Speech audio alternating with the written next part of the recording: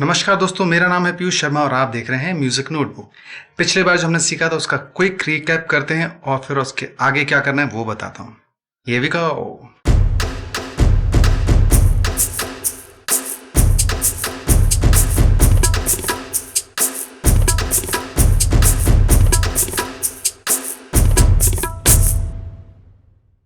दोस्तों, पिछले बार हमने नोट्स के बारे में समझा था। नोट मतलब स्वर। रेस्ट के बारे में समझा था, उनकी वैल्यूज और उनके सिंबल्स हमने समझे थे। साथ में हमने करा था म्यूजिक मैथ। ये सब कुछ किया था हमने पिछली बार। अगर आपने वो लेसन मिस कर दिया है तो आपको आई बटन में या वीडियो के डिस्क्रिप्शन में भी आपको वो लिंक मिल जाएगा, आप वहां जाके चेक कर लीजिए। चलिए आज का लेसन कंटिन्यू करते हैं। अब ये जो चीज मैं बताने वाला हूँ इसको आप याद रखिएगा। Whole note is equal to 4 counts. ये इसका आधा हो जाता है, 2 काउंट्स रह जाता है। और ये जो है ये इसका भी आधा रह जाता है, 1 काउंट। बेसिकली ये जो नोट है जिसका नाम है क्रोचेट या क्वार्टर नोट, तो ये क्वार्टर नोट इसीलिए बोल रहे हैं क्योंकि ये इसका 1/4 है। मतलब इसका क्या हुआ कि एक होल नोट में जो कि 4 काउंट के बराबर होता है, उसमें अगर मैं उसके 4 हिस्से कर दूं तो हर हिस्से में एक ये नोट आ सकता है और तब जाके ये 4 के बराबर हो जाता है। इसको अगर मैं मैथमेटिकली बोलूं तो ये है, पहला हिस्सा होगा 1/4, दूसरा हिस्सा होगा 2/4, तीसरा हिस्सा होगा 3/4, चौथा हिस्सा होगा 4/4। आपने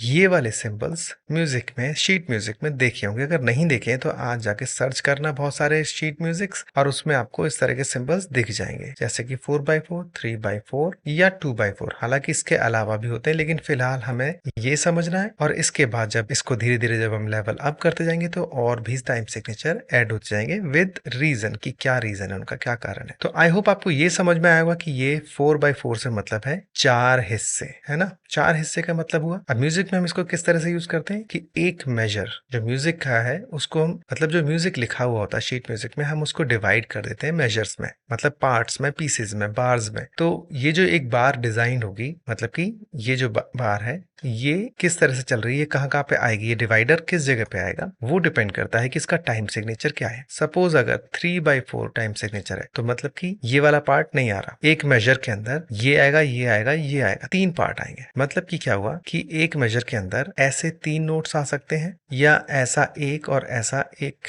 आ सकता है, या फिर एक रेस्ट आ सकता है और एक नोट भी आ सकता है। मतलब किसी भी सूरत में ये हर बार 3 काउंट्स बनना चाहिए, इसका बैलेंस 2 + 1 3 अगेन, 2 + 1 3। ठीक है, तो ये काम करता है टाइम सिग्नेचर, पूरी तरह से म्यूजिक को तालबद्ध करने का काम करता है। और अगर सुर और ताल दोनों चीजें सही चलेंगे तो म्यूजिक भी सही चलेगा, उसको सही माना जाएगा, उसको प्रोफेशनल माना जाएगा, उसको प्रोफेशनली करेक्ट माना जाएगा। तो ये काम करता है टाइम सिग्नेचर। अब इसके 1-2 एग्जाम्पल कर लेते हैं ताकि आपको इसकी क्लैरिटी और आ जाए। अगर मेरे पास ये सिचुएशन है, सबसे पहले तो आपको ध्यान रखना है कि ये सिंबल आता है जो कि क्लैफ है, और इस क्लैफ का नाम भी मैंने आपको बताया था, जी क्लैफ है इसका नाम, या ट्रेबल क्लैफ है। अगर ये आता है तो इसके जस्ट बाद आता है टाइम सिग्नेचर। तो मतलब कि इसका सुर क्या होगा, इसका जो स्केल क्या होगा, ये किस इंस्ट्रूमेंट के लिए ये बनाया गया म्यूजिक है, उसके बाद इसकी ताल क्या होगी, ये दोनों इन्फॉर्मेशन सबसे पहले आएंगी और उसके बाद मेजर्स बनने शुरू हो जाएंगे। तो जैसे 4/4 है तो एक बार के अंदर, एक मेजर के अंदर 4 काउंट्स ही आ सकते हैं।